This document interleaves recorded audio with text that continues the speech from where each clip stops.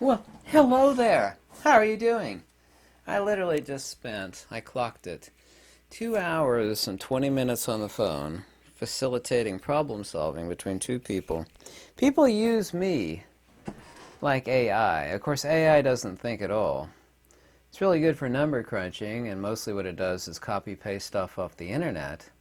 Even the people that can't stand me, they know I know a lot of stuff. I was crushing my brain right down to the very core for a couple people on the phone. I didn't make a single dime off of it. It's just, if you let people drain every last ounce of your life away, they will do it. I'm not saying this facetiously or to be humorous, but there's a lot of, it's just, people will just, I'm way too nice. Way too nice. By the way, there's a YouTuber, and I don't really watch other videos other than like classical music. The guy's got over 6 million followers. Yeah. And he's promoting a device. Something I know a lot about this topic as a former concealed carry for the DOCJT, Department of Criminal Justice Training. I know a lot about this topic. I mean, a lot. And I'm up to date on, current regulations. And the video was monetized. It was posted 2 days ago. And like, how is this guy doing this? 6 million subscribers over. He's talking about a device that is this. I'm going to hold up this little sign. He's talking about a device that is 100% this. 100%. It's like, the video's monetized. How is he doing that? It's not my opinion or feeling or belief that it is this. It is 100% undeniable, etched in stone fact. If I did something like that, I mean, I'd probably not only have the video gone in a heartbeat, people would be knocking at my door. I mean, how is that guy getting away with that? It's just a question from me to you. It doesn't seem possible, and yet there's the video. Kind of mind-blowing. I'm going to talk about AI and the new types of humans, and I'm seeing this. And it started before 2019, but I've noticed that it's actually gone full throttle, especially in the Western world, because I hear the same thing from my buddies in Australia, my buddies in Kiwi land, in the UK, Deutschlanders. I hear from all these people, and like, yeah, I got the same thing going on here, if not worse. By the way, Israel just deployed an AI chatbot across all its MIC complex command centers. It's called, interestingly enough, Genie. It's a field-tested AI that puts real-time intelligence in the hands of field operators. I'm going to use the word field operators loosely. Currently, AI, of course, is reactive. It's question answering, basically copy-pastes and synthesizes together a lot of stuff off of the internet. It doesn't actually think. The algorithms don't allow even the most advanced algorithms, which kind of mimic thinking, seemingly pretty well, but they're not thinking. Could they develop some sort of a next-generation computer that is somehow immersed in saline water and it has a holographic ability to think, which is, of course, how living being consciousness works? That's certainly possible, and that would literally be the ghost in the machine. I mean, quite literally. Currently, AI is reactive, which means question answering. The actual next step, this isn't my opinion or feeling or belief, it's a fact, and it's already starting to happen, that it's proactive. It's going to take your decision making away from, depending on, like for example in Israel, their AI Genie. It will, instead of giving you and feeding you answers, which it will still do, it'll tell you to do this, this, or this, because the reaction from headquarters would be too slow. It'll make probabilistic, and this is actually, you can find that in that movie with Will Smith called I, Robot, which of course is based upon a booklet written by Isaac Asimov. When I was growing up, I haven't read any non-fiction since I was a teenager, but he was my favorite author growing up. I didn't know he was such a unsavory character until later in life, Asimov, but next it will be programmed to be proactive. It's going to tell you what to do, when to strike. It will be itself a force multiplier. I think there's an old saying that says the first time something new is invented, somebody from the military very, very quickly decides how they can use it to, do what they want, make people do what they want, use it as a force multiplier. There's a huge difference between learning and understanding things. As it is right now, and everybody, of course, has a tracking device in their pocket. We like to call them smartphones, but what they are is they're tracking devices. And that's, of course, undeniable. Is that and this is a good thing, but it's never turned out to work that way, as we'll talk about here in a second, is that you can pull up information on it, and you don't need to know the capital of Nebraska, not that you're ever asked that. Just simple information. You want to know the value of something. I looked up here, you're way too high, or I've done that myself. I look at things that I'm very familiar with, but not a particular make or model of the year made, and I will look it up, and what its value is like, wow, this is, I even just did that last week. Like, wow, this is a deal and a half. And I bought it. We're going to go around, and of course they already have AI goggles, but I made an accurate prediction that the AI virtual reality goggles that Apple came out with would be a total disaster, a total flop, and they'd cause eye problems. You can't have LEDs that close to your eyes without causing damage. All sort of issues came up with it. It's essentially discontinued. They still have some remaining units, but Apple blew through God knows how many hundreds of millions of dollars developing that, but soon enough everybody's going to be walking around with that. I'm not going to say it's a brain implant chip. That, of course, would be the next generation, but certainly so glasses that will feed us information, like it will identify face structures. They say, well, this is Bob, and he's from so-and-so, or you say, this person has a history, behind bars, and you should maybe, go to the other side of the road or the street because this person is coming at you and they're an unsavory character. I mean, all of that is next.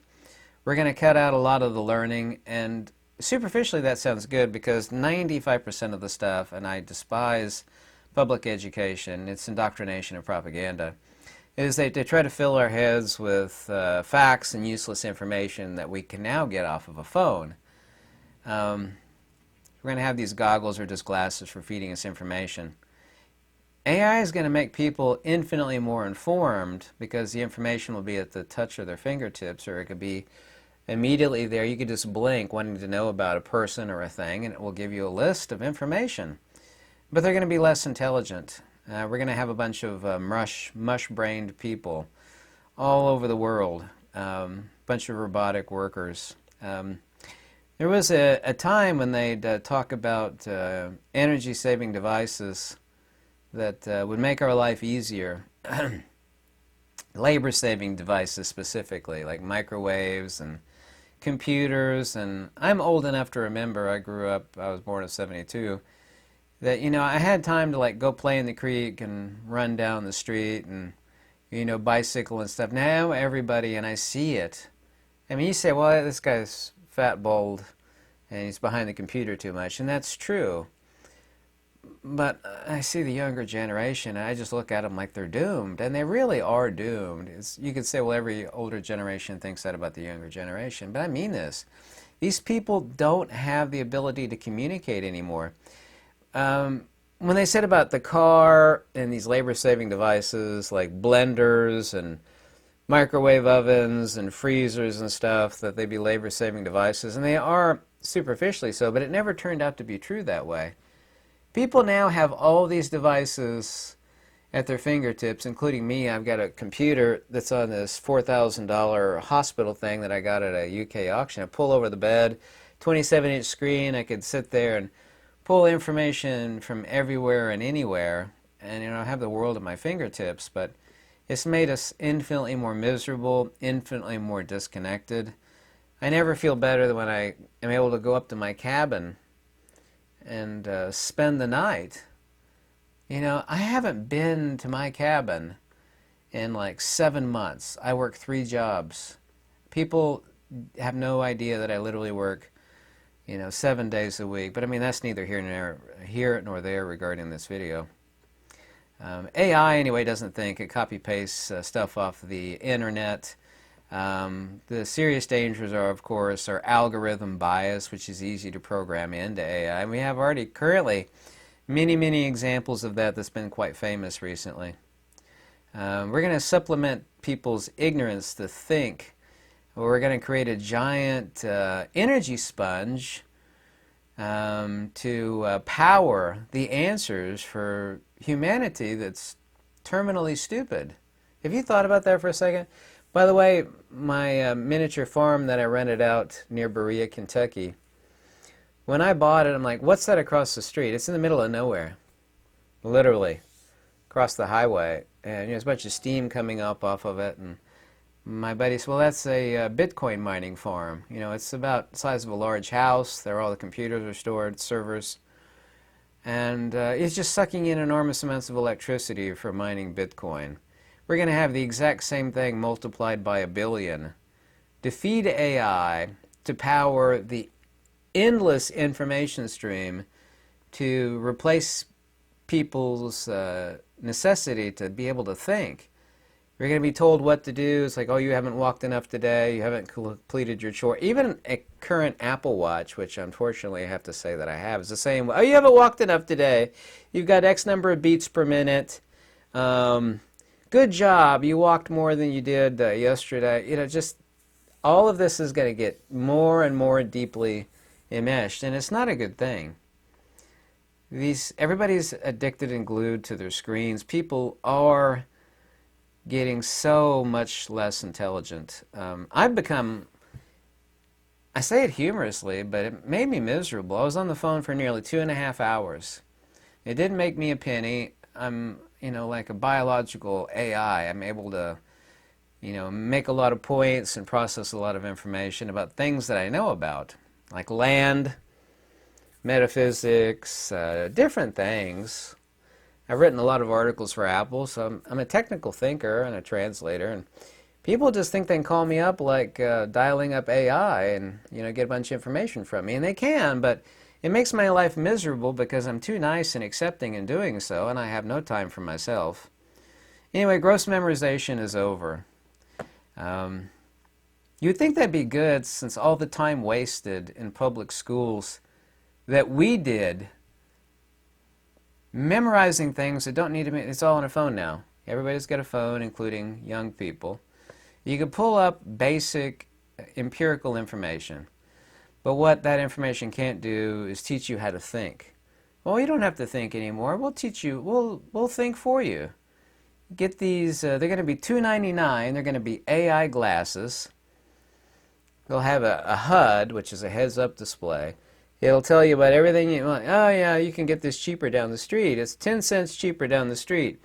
You'd be looking at a gas station while you're driving around down the road. It's like, oh, gas is 20 cents per gallon cheaper down the road. Go there. And we're going to get so enmeshed into it that people, you think they're mush-brained now. People really are going to turn into mashed potato brains. I hate to say that. What are they going to free up time for? It's like, well, I don't have to think anymore. It's going to free up time for what? Being productive? You give a fool more time, and they'll have more time to waste. I mean, that's just a fact. They have no purpose in life. Playing video games is not a purpose, nor is it at all productive. Sure it is. Joey down the street plays video games, and he makes $30,000 a month. There are some examples of that, but he's still not being productive. He's not. He's not being productive. I'm going to talk about people here in a second. I was talking about somebody that was playing with fire the other day, and I knew this was the case. I got to tell you this story. I'm sorry. I was talking about a guy. superficially well-meaning, and I knew this person was like this. I knew it 100%, even without knowing him or ever having talked to him. I said, I didn't even mention his name in the video. I said, this guy is playing with fire. You know, it's not good. You know, he's... And somebody, I posted a link to his video, and I said, and I didn't mean it when I said I think this guy has a nice heart. I didn't mean it. Somebody posted a link to that link I posted on Facebook to this guy. And all I said was, I said, what he's doing is playing with fire. This is dangerous, it's not good for you. You know, summoning beings. And he's trying to ride my coattails, which I know he is, to get followers and subscribers, but I don't care about it. He came on my Facebook and he posted like 15 super mean, which I don't care. Nothing affects me. 15 super angry, super agitated posts. You know, all I did was say, you know, for your own safety, sake of safety, you know, this is what you're doing is playing with fire. It's dangerous. Don't do that. Do whatever you want, but that's dangerous. Oh, he's so angry. A bunch of people emailed me last night that he did a live stream about it. It's like, who cares? I didn't care. I didn't even watch it. But other people reported, oh, he's saying such horrible things about you. And it's like, you know, I never said anything horrible about this guy. I said what he's doing is dangerous. This is what I have been warning you about for years and years and years, is that you are not your beliefs. You know, if a person claims to have any wisdom at all, they don't care what people say about them. People say all sorts of stuff about me. I couldn't care less. I only care about facts, logic, and wisdom. I don't care about people's beliefs or views or how they think or feel. All that's personal. It's important in a relationship. You know, your children, your family, your wife, your husband. It's important there. Outside of there, it's not important at all. You are not your beliefs. But this person, because I said that was dangerous, and it is dangerous, playing with fire. Well, that's my beliefs, you know, and I am my beliefs. I mean, what a perfect example. This person is so incredibly outwardly nice and kind and smiling. People like that, 99 times out of 100, I mean this literally, you scratch the surface and they are like a vicious cat. Like you stepped on the tail of a vicious kitty cat. I was like, what a perfect example. I really appreciate this person for making that point. I really do. People are not truth seekers.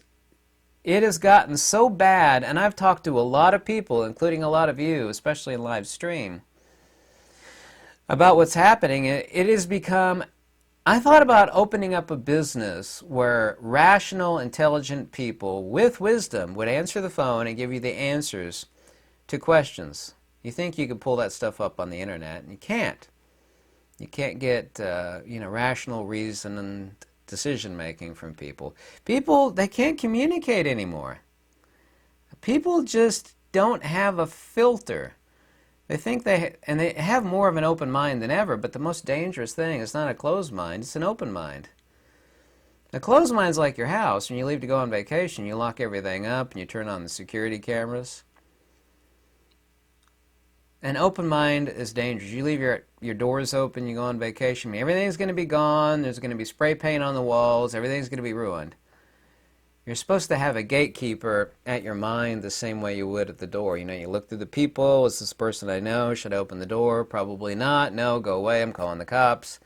You know, you got a few locks on the door. Nobody talks about this anywhere on the internet that I know of. The most dangerous thing is an open mind. Totally open. Parachutes aren't totally open either. I used to skydive every day.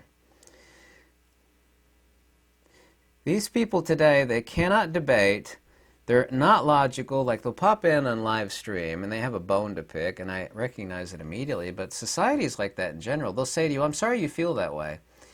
And I tell you in this tone of voice that I respond, nothing will make people more upset. And I've got countless examples of this. They'll say, I'm sorry you feel that way. I'll say something, blah, blah, blah. That's not true. In that tone of voice.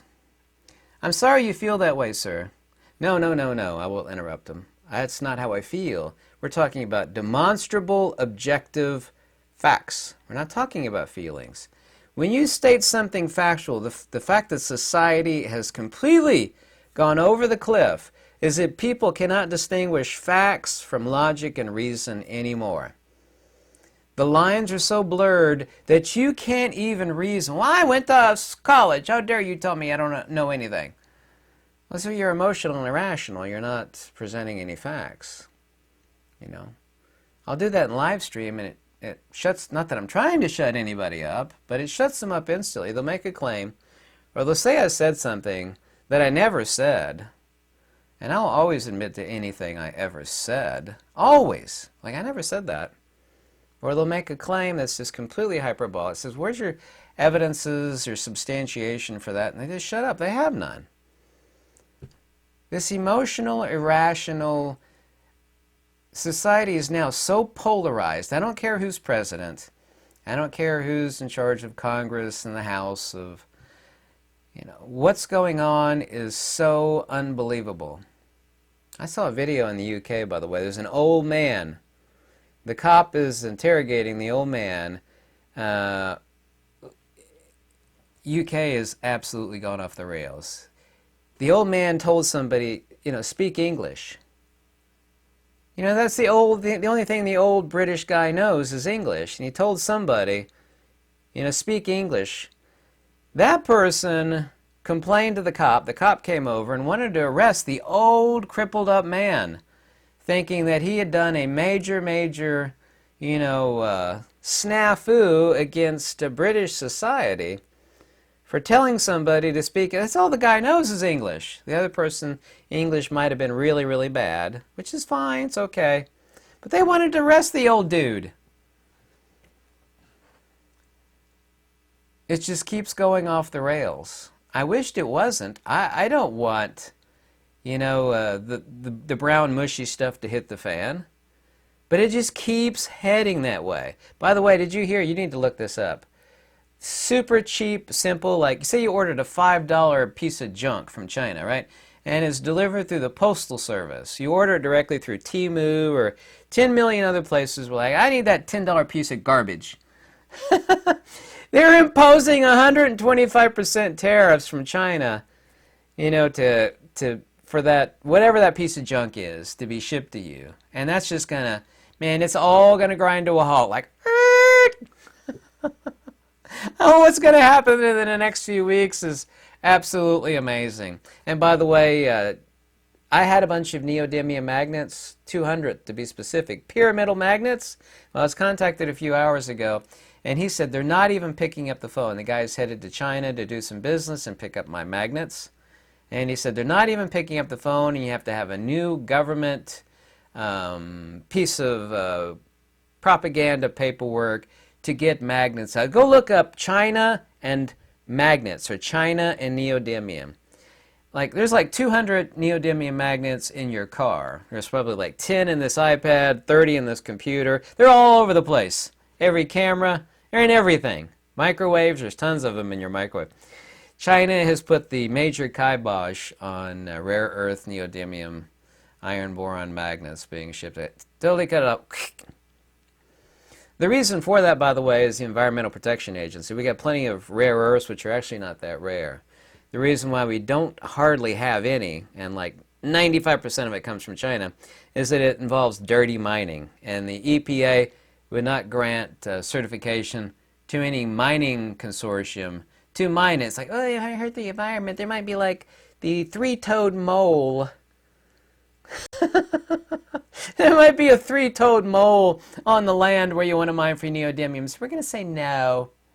And so nobody for the past 20, 30 years, and people have been wanting to do it for the sake of our own sovereignty, mine neodymium for rare earth magnets here in the United States.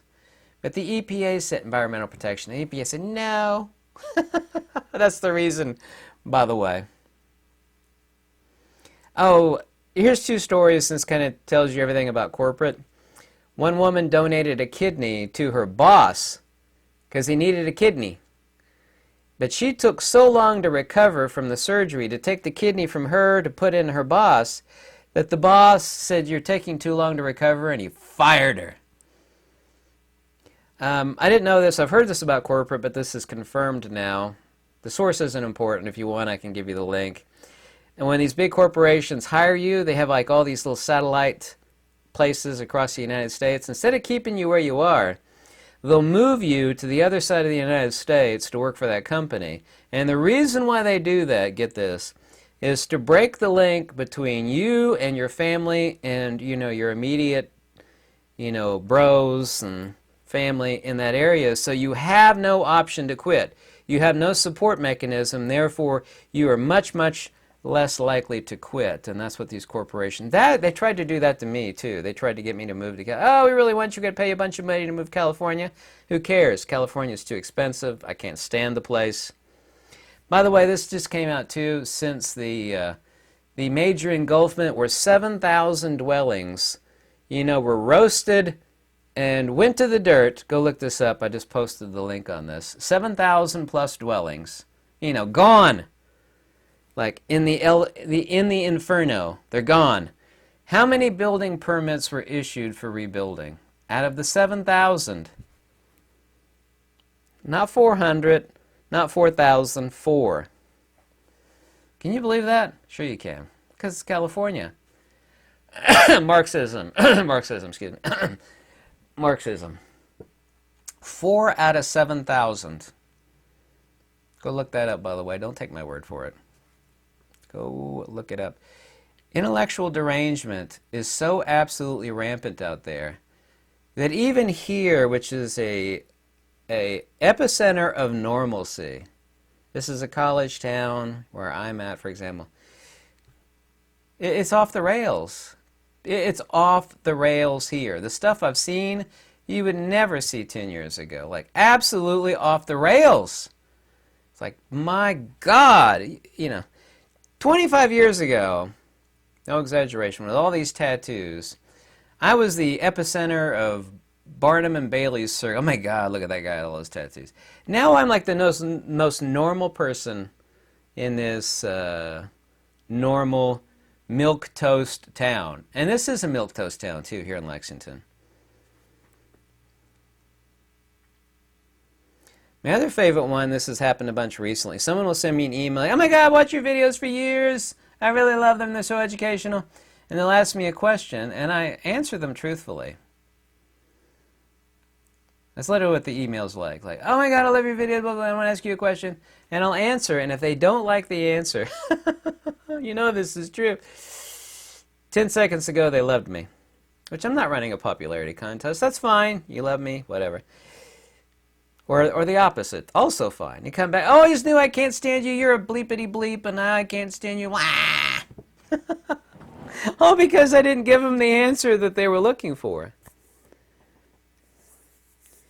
There is a danger coming down the road so fast from several different vectors, and I'm not being hyperbolic in saying that. AI is going to make it worse. People thought 30 years ago when we had all these labor-saving devices that we'd have more time to have a life. Well, I've got iPads and iPhones and computers out the wazoo and a nice working car and a roof over my head. I work harder than I've ever worked before. Fact. Harder than I've ever worked before, 7 days a week. I do work 3 jobs. After this, I'm going to make 3 belts. I'm glad I have a roof over my head. I'm appreciative that I have food in the refrigerator and a roof over my head. But I am working harder than I've ever worked before. I have no time for anything. I don't know how other people, I can see other people out there that can't make ends meet. They're, you know, way worse off. I mean, I can't afford a vacation, but I see people that are infinitely worse off, and they're about ready to break. And that is absolutely 100% no exaggeration. Anyway, check out the free article that I wrote on my Substack. The link is below in the description. Thank you so much for watching.